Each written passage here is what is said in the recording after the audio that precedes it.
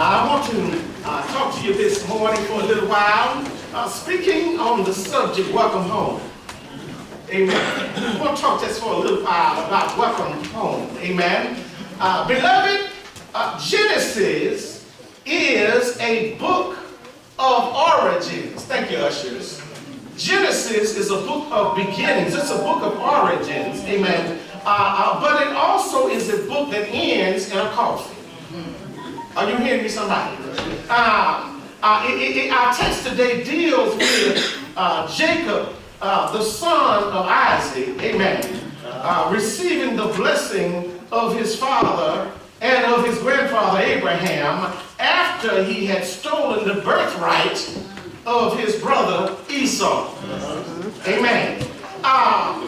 He had been given specific instructions from his dad. Not to marry a Canaanite woman, amen, but instead to depart out of the land, amen, and believe it or not, my beloved, Jacob was on the run. He was on the run for his life from his brother, amen, and so the Lord told him that he would be with him, amen, and would keep him in the places where he would go, and he would bring him back to this land. The Lord made Jacob a promise that he would not leave him until he had accomplished that which he had promised him. Jacob and Esau both left home. One left in obedience to his father and mother. The other one left in disobedience. One went to Canaan, and the other one went to Padanaram and on to Bathsheba towards Haran. Amen. Jacob was on the run and in fear of his life when he left his father's house. His brother had vowed a vow. Just as soon as mama and daddy died, I'm going to kill you. So Jacob left on the run. Are you hearing me, somebody? And he left in fear of his life, amen, because he had obtained Esau's birthright. Jacob came, the Bible said, to a certain place. I'm going to leave y'all alone. He came to a certain place, and there he stayed all night. Amen. Because when you're on the run, I'm going to leave it over here. When you're on the run, sometimes we don't have sense enough to stop running till the sun goes out. Some of y'all will stop running after a while because you ain't figured out yet that the sun is going down and the trail is getting dusty. Okay. But the Bible said that the sun had set, amen, and he was tired, he was miserable, he was weary, he was worn. Amen. And so, you know, something has to be wrong with a man that's tired, weary, and worn, and on the run. And a man that would take a stone for a pillow.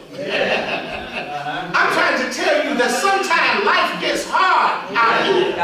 Amen. But the Bible said that he took a stone, put some stones in the place of his pillow, and he laid down, amen, watch this right here, and went to sleep. I'm trying to help you.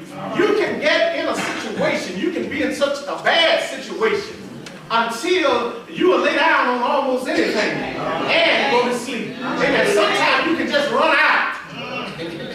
Amen. And so he went to sleep. Amen. Many times we find the Lord's greatest blessings in the hard times of life. I got to leave you alone. Amen. Sometimes when things are going well, when we're on easy street, we can't see the Lord's blessings. Amen. But sometimes when things get hard, when it gets rough and tough, amen, when I can't see my way out, amen, then that's where I can find God. Oh, come on in here. And so it was the hard place in life for him. And so when he laid down, he dreamed. And he dreamed, and behold, a ladder was set up on the earth, amen. and the top of it reached heaven. Amen. And behold, the angels of God were ascending and descending on it. Amen. Now, in the old landmark church, we used to sing, we are climbing Jacob's ladder. But you don't hear that no more because we're on Easy Street. Amen. And so again, welcome home. Amen. And so as a result of that, God providentially governs the world and conducts the ministry of angels on my behalf and your behalf.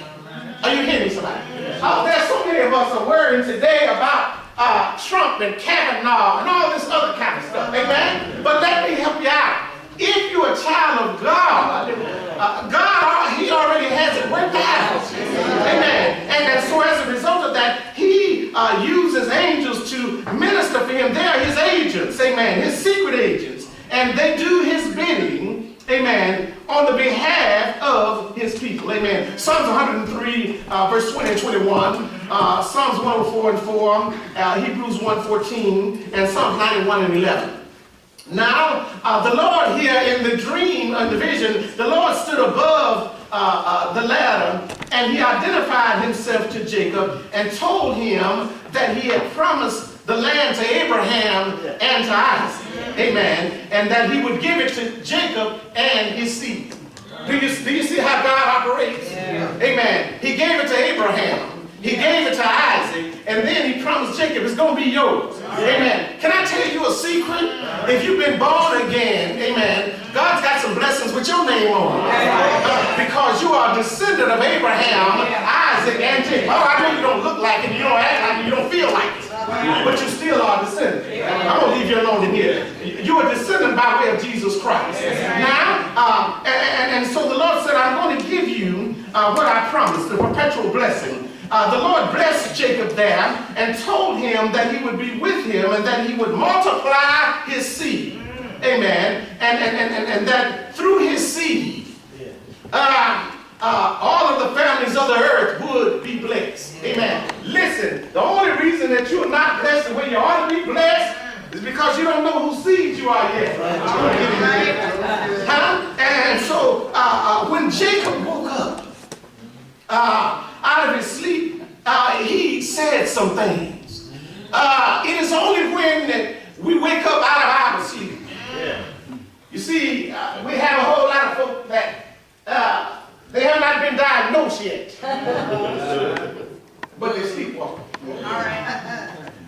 I'm trying to leave you alone. But Jacob woke up out of his sleep and he said, surely the Lord is in this place, and I knew it not. A whole lot of folk, let me preach a little while, please. A whole lot of folk go to church and been going to church a long time and still don't know that it's the Lord's house. Still don't come to praise Him. They just go to a building and sit down. I got to get out of here. Amen.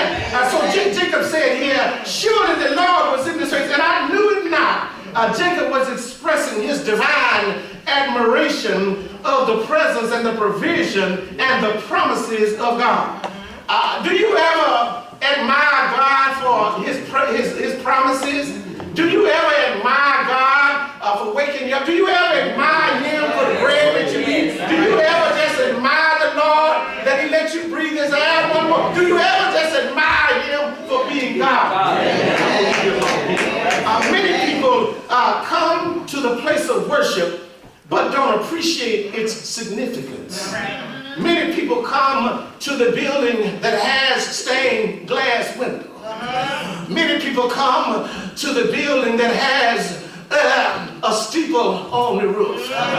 Many people come to the place that has carpet on the floor, but they never really understand its significance. They make it such a tedious experience. Haven't you heard people talk about how tired they are of going to church? That's because they don't know what the church is. And so that is out of spiritual ignorance.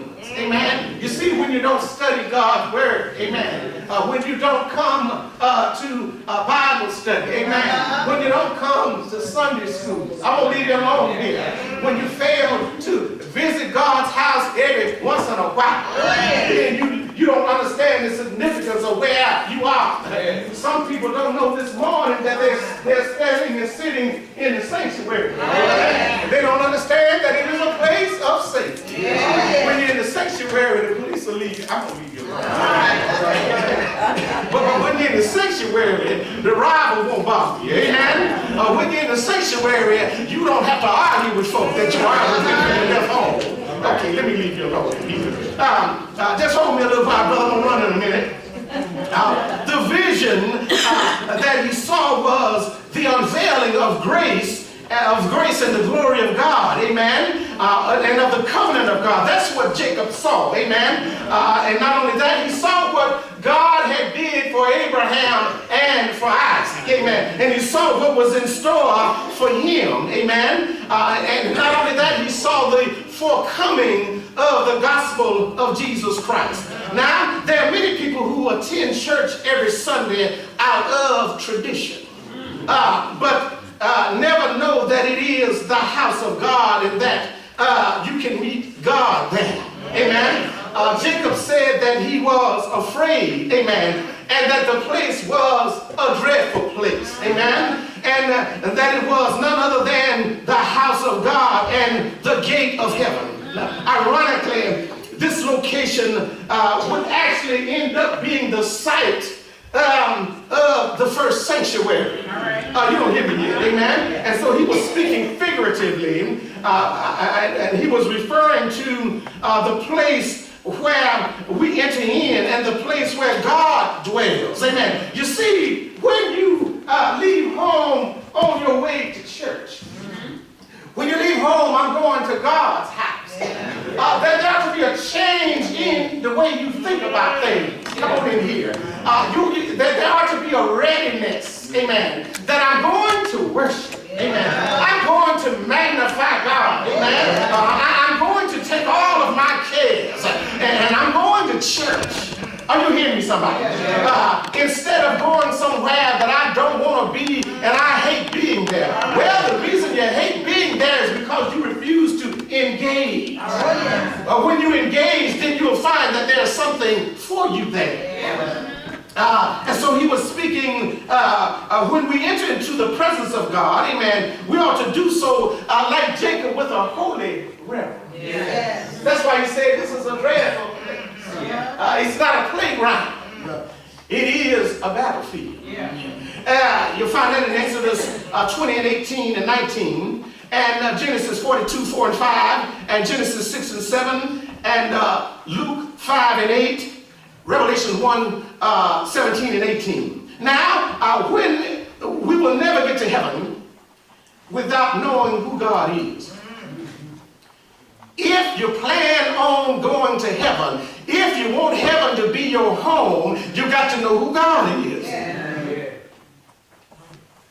And then not only that, if you plan on making heaven your home, Jesus left it on record that you got to be born again. Somebody help me say that. Amen. And we want and we cannot get in by just simply joining the church. You see, Nicodemus left the club meeting. The Bible says he came to Jesus by night. He left all of the other holy, unholy brothers and saw Jesus out by night. Amen. And then Jesus had to tell him that, marvel not, I said to you, that you must be born again. Amen. So Jacob's response indicated that he realized that he was in the presence of God. When we realize that we're in the presence of God, we ought to get in a hurry. Jacob got in a hurry. He did some things.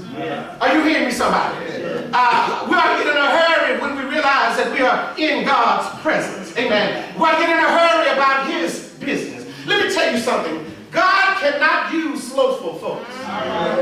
He cannot use folk that like to drag around. He cannot use folk that like to be late all the time. But you be on time on your job. And I'm working here.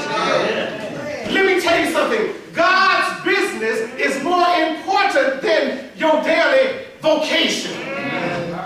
And so we got up early in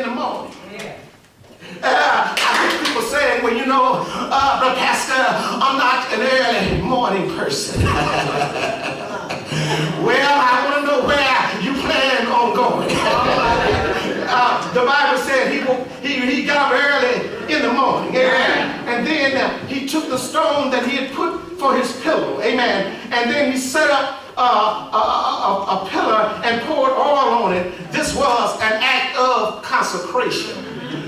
We come before the Lord broke down, raggedy, any kind of way. Listen, at some point, you ought to come before him consecrated. Yeah. Let me pause here, so you don't get it twisted. We all come to the Lord just like we are. Yeah. Once you learn of him, you don't stay the way that you are. Yeah. I'm trying to help you in here. And so the Bible said he poured oil on it, and it was an act of consecration. Amen. Leviticus 8, 10 through 12, Genesis 19 and 27, Genesis 22 and 3, and 1 Samuel 7 and just enough. Amen. He did not pour oil on it for worship, but he poured oil on it as a memorial of what God has done. The worship of so-called sacred stones was practiced by the Greeks. The worship of so-called sacred stones were practiced by the Romans and by the Arabs. The act of sacred stones, the worship of sacred stones was practiced and is practiced by the Hindus today and by the Germans and many others. But God forbade the worship of stones by his people. Yeah. Exodus 22 and 24, and Leviticus 26 and 1, and Deuteronomy 12 and 3. Now, he called the name of the place Bethel. Yeah. Amen. Meaning that it was the house of God. Yeah. It was first called Lutz. Yeah. Amen. Judges 1 and 23, Genesis 35 and 6. And there, the Bible said that he made a vow to God. Yes, yes. I got to leave you alone here and get out of your way. Yes. Because I know that there's somebody here today that made a vow to the Lord. Yeah. He made a vow to God that if you would be with me, and if you would keep me wherever I go, and if you will put clothes on my back, and if you would put food in my mouth, and if you would be a shelter over my head, and listen to all these ifs now, and if you would bring me back to my daddy's house in peace, and if you do all of that, then you can be my God. And so I just stopped by this morning to ask you, what does God have to do for you in order for him to be your God? And I got to get out of here and leave you alone here. But Jacob set up the stone because it would be the future place of the Lord's house. And then he told the Lord that if you do all of those things, I will give you a tithe. I got to get out of here. A whole lot of us don't understand that giving is an act of worship. And he said here, I'm going to give you a tithe. Well, the tithe in our text was voluntary because it had not been instituted yet in the Word of God. But Jacob said, if you will bring me back and if you will do all of those things, then I will give you a tithe. I wonder sometimes why the church is always broke, why the church always have to beg, and why we have to take up so many offerings. Well, if everybody would understand and would give the Lord a tithe, then the church wouldn't have to beg. But I'm going to run and get out of your way. So the Bible said here that he made a vow unto the Lord. And somebody in here made a vow to God. Yeah. Somebody in here told the Lord, if you get me out of this mess, get me, I'll serve you until I die. I got to leave you alone here. Somebody made a vow to God, if you just get me a job, I will serve until I died. Somebody told God, Lord, if you just heal my body, I'll serve you until I die. I'm going to leave you alone here. But I got news for you. The Bible said that the man, the woman, the boy, the girl that puts his hand to the gospel plow and looks back is not worthy of the kingdom of God. All I'm trying to tell you is, if you made a vow to the Lord, you ought to keep the vow. Alone here, I need to grab somebody and pull you close, because there's somebody gave your heart, gave your hand to the preacher, and you gave your heart to God. You made a vow. You don't hear me, but you have not kept your vow. I got to leave you alone here. Well, I'm here to tell you that you ought to welcome home. You ought to come back home. Jacob knew God as Elohim, and that he is Jehovah will be for me. Who do you know God as, and who is God to you? You don't hear me. I got to leave you alone here. But Jesus, I got to get out of here. The Bible said that Jacob saw a ladder that came down from heaven. Get out of here. I stopped by to tell you in 2018 that Jesus is the ladder that came down from heaven. And if you are going to get to heaven, you have got to climb the ladder. Don't you hear Jesus saying, I am the way, I'm the truth, and I am the light. No man can come to the Father except by me. So I stopped by to tell you that Jesus is the ladder back to heaven. I got to get out of here. The Bible said, I will heal, call Calvary. Alone here. Anybody in here know anything about Calvary? The Bible said that I will heal, call Calvary. They hung Jesus from the 6th hour to the 9th hour on Calvary. He hung, bled, and suffered, and he died on Calvary. He was the ladder back to heaven on Calvary. And the Bible said that he hung right there. See here now, Jesus was God's only begotten Son. He was God the Son. He had power before he left heaven. And so he could have just called heaven, and heaven would have dispatched some angels, and the angels would have came down and fought for him. But he hung right there for your sin and for my sin. The Bible said he hung right there until heaven got satisfied. He hung right there until the moon got sick and bled. You don't hear me? He hung right there until the stars just couldn't twinkle right along here. The Bible said that he hung his head in the locks of his shoulder, and then he came up the ghost. Anybody in here know Jesus died? He died. He died so that you and I could come to church.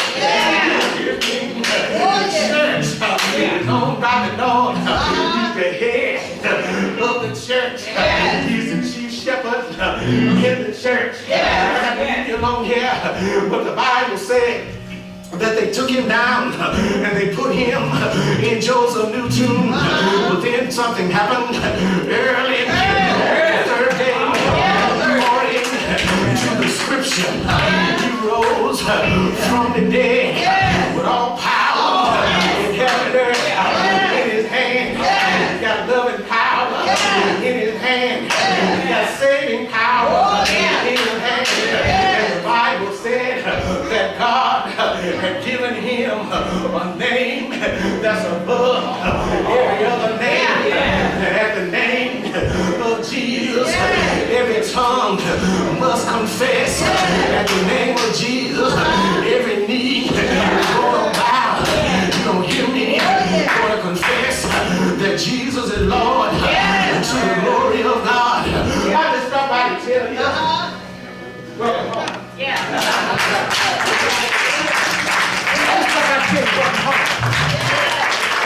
So many people like to run the church down. Yeah, welcome home. Huh? If you sin, this is where you belong. If you're a hypocrite, this is where you belong. If you're a liar, this is where you belong. You don't hear me yet. Huh? Listen, if you can't put the Bible down, this is where you belong. I'm trying to help you. If you need some mental help, this is where you belong. If you got heart trouble, this is where you belong. He's a heart fixer and a mind regulator. It's so funny you run to UNC. Huh?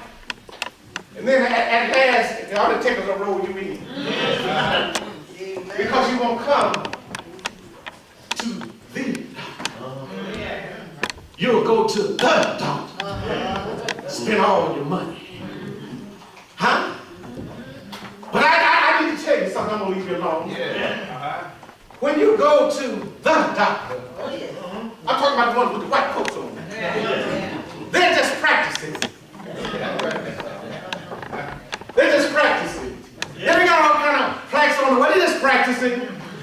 But when you go to the doctor, he's never lost